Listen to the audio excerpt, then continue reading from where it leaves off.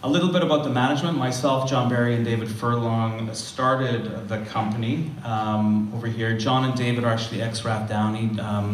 So they've done this before, excellent guys to team up with. John was actually the founder and CEO of Rath Downey Resources. David Furlong was the general manager.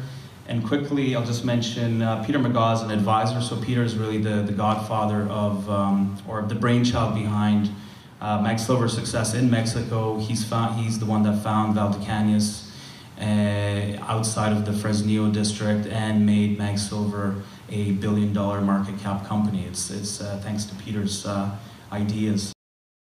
Now that's all secondary to the main thrust of our exploration here, which is this guy, and I alluded to it already. It's the Navin Stop potential. So here's the Ballon Lac looking at it in cross-section. This is where the 7.7 million tons is. You can see the drilling from the 1970s only really went down to the base of the Walsortian, or the start of the ABL. This is about 250 meters deep. That was deep back in the 1970s. So they never did go down and drill below it. And we're lucky in this part of the world, we're still close enough to Navin to still have a very well-developed pale beds.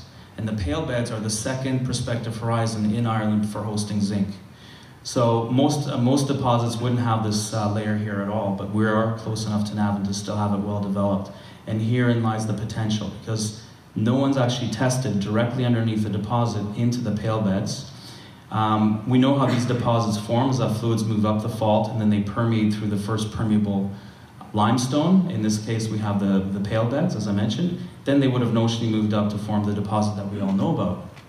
So this is, we announced this morning the start of drilling, and one of the key focuses of that drilling will be to test this potential. About this camp is it's a new camp. This camp was ignored for decades, since the 50s, only discovered in 2002.